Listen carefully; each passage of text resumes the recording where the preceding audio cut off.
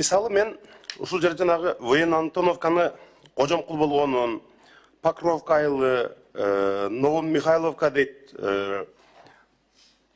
Киров айылын чын эле аттары өзгөрүп атканына мен колдойм, кубаттайм. Бул мыйзам долбоорунун ушундай артыкчылыктары бар. Бирок келечекте бир нерсени эске алсаңыздар, мына аткаруу бийлиги, министрлер кабинети. Биз тарыхый инсандарды, эмгеги сиңген Кыргызстан өнүгүшүнө биздин инсандарды мындай сыйлайбыз. 17 айыл өзгөрүп атат. Ошонун 12-сине адамдын атын берип атабыз азыр. 17 айылдын 12-сине адамдын аты берилип атат. Эми ушундай бир практикадан келечекте биз кетишибиз керек да.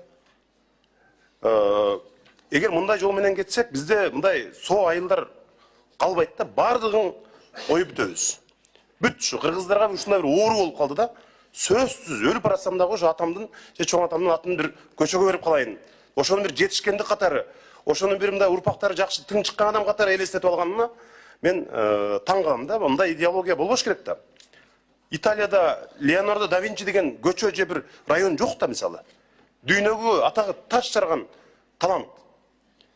Англияда мисалы Шекспир атындагы бир неме таап бериңизчи мага мындай. Же болбосо Черчилль атындагы көчө барбы мисалы? Черчилль атындагы же Шекспир атындагы эмне деген кишилер алар? Дүйнөгө атагы таш жарган мындай коомдук ишмерлер, акындар, мисалы драматургтар бар да. Эми мисал кылсаң андайлар толтура да. Бизде, урматтуу депутаттар, таң каласыңар да. Бир райондо, районо бар го жанагы райондо, райондук билим берүү бөлүмү. Районунун атын бир адамдын атына берип коюптур. Баланча Баланчаев атындагы районо деп, билим берүү бөлүмү деп. Эгер мындай кетсек, Баланча атындагы шаар, Баланча атындагы айыл өкмөт, Баланча атындагы район деп уже адамдардын аттарына өтүп, бул чоң инцидент болуп, өнөкөт ооруга айланып биздикилер. Мына ушундай бир өнөкөткө айланып кетпешибиз керек да. Мына Борбордо деле мына бир көчө мына Байтык Баатыр Абдрахманов көчөсү, Элебесов мына бир көчөнү 3-кө 4-кө бөлүп алып атталашып отурабыз да. Кудайбек Мырзабаевич, мен могул аттарды кыргызчалаганда колдойм, жакшы жактары бар.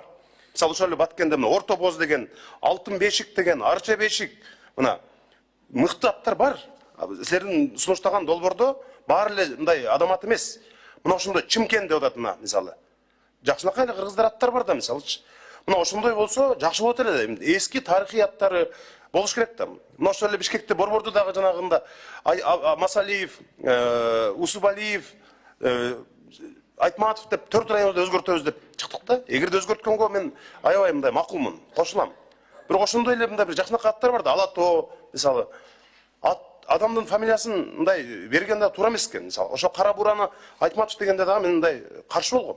Айтматов мына бүт мына сайттарды карасаңар, АКП башкада Айтматов районунда тиги мал шарп болуп дейт.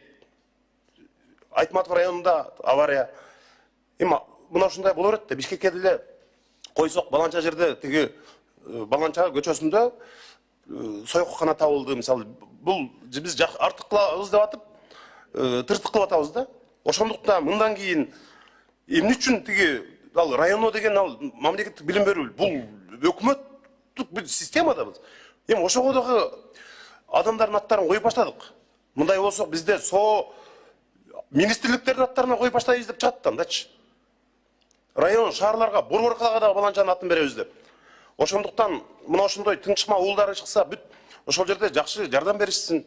Ата энеси жөнүндө ошол видео тасмаларды, фильмдерди тартсын, документалдык тасмаларды, китептерди жазсын. Мына ошондой болушубуз керек да. Бул мыйзамды мен мына Воен Антоновка жана башка аттардын өзгөрүүнү колдойм. Бирок келечекте айыл аттарын өзгөрткөндө ушул адамдын атын, фамилиясын кошуп алып келбесеңиздер. Балким мыйзам менен чектешекпи деген дагы менде бир ой бар да. Рахмат чоң.